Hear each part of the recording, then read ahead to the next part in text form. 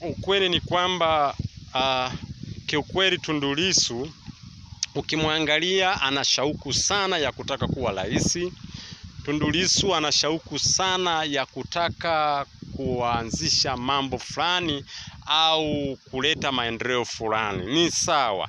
Hata hawa viongozi wa CCM nao ni hivyo hivyo. Hata mimi unaponiona na mimi ni hivyo hivyo. Natamani kufanya jambo fulani liweze kuwa na tija katika wananchi. Lakini tu Tundu Lissu kinacholeta shida ni kiongozi mzuri. Kinacholeta shida hapa kwa Tundu Lissu ni kitu kimoja. Maneno anayoyatoa na ujumbe jinsi anavyoufikisha ni tofauti na lengo lake. Manake yeye anapotoa neno ambao ni ujumbe uende kwa watu na umfikie yule mlengwa, anatoa ule ujumbe kwa kuleta taharuki. Hii ndio shida. Sasa akishatoa ule ujumbe wa kuleta taharuki, maana yake yule aliyesimama juu ya sheria na wenzake watataka kudhibiti hii taharuki isilete shida kwa wananchi. Hebu tufikirie madereva, niulize madereva tu, hasa madereva hawa waendeshaji wa magari ya abiria. Nafikiri mnafahamu. Mtu mmoja akitaka kuleta shida kwenye barabara ni heri agongwe yeye kuliko kuumiza watu zaidi ya 100.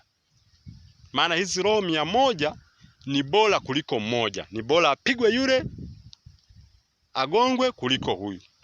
Sasa hata hawa viongozi walioko juu wanaona unapotaka kuleta taharuki, hata kama ni mimi, ni heri wa kudhibiti mapema ili usilete shida katika familia zingine. Hebu tufikirie jamani, nchi yetu ina amani. Jamani, nchi yetu ina amani. Narudia tena, ina amani. Ndugu yangu, hii kashikashi mnayopiga kelele ni ya polisi tu. Kashikashi mnayopiga kelele ni ya polisi, na polisi ni rafiki zetu sisi wananchi.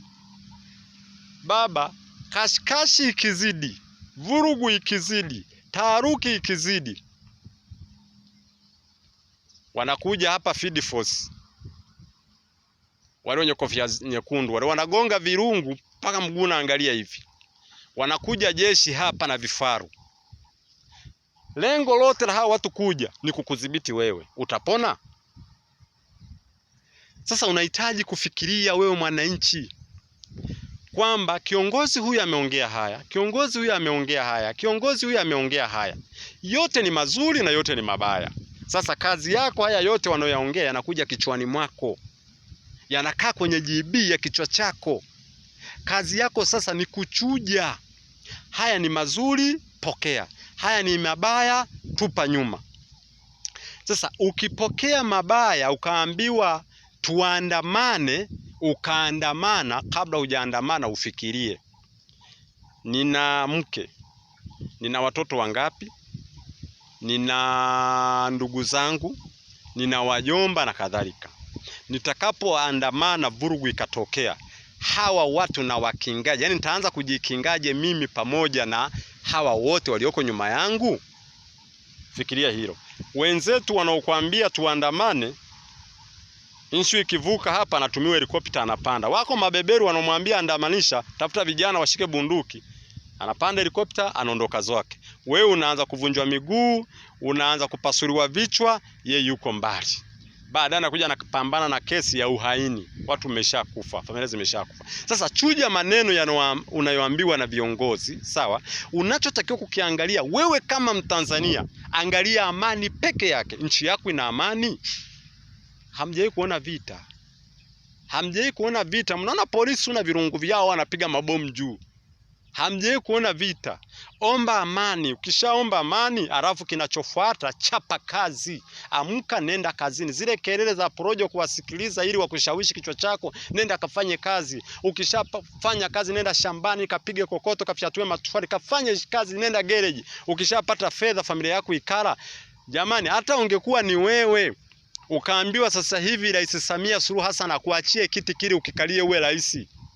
Si rahisi uchote hela uje kutengeneza miradi. lazima utakuwa unagawanya familia. Kwanza rais ni rais tu, hata ungekuwa ni wewe. Leo hii naongea kwenye kasimu haka ka mkononi. Sasa hivi nikiwa rais, hapa nitakuwa nimezungukwa na walinzi. Sawa?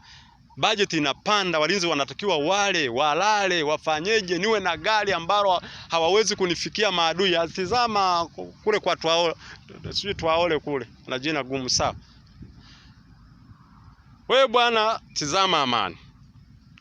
Usiangalie ti rais kala hela Ikija 100 akatoa 30% akala na familia yake, akatuletea 70% ikajenga hizo shule, barabara, maji, umeme, ingawa ni kwa taratibu, hawezi kujenga kwa pamoja. Inatutosha. Inawezekana unalilia hata umeme, hata nyumba ya kuwekea umeme huna huko kama mimi. Binatosha. Badala yake wewe chapa kazi. Tena unayetakiwa kugombana naye wala asikuguse ni pale unapokuwa unafanya kazi, mtu akataka kuletea shida pale kwenye kazi, huyo ndio gombana naye. Watanzania wenzangu, tufikirie kwa kina. Tuache kusikia watu na kufata mkumbo. Tuache kufikiria watu na kufata mkumbo kwamba tuandamane tulete taharuki. Acha kabisa, tutapoteza familia yetu.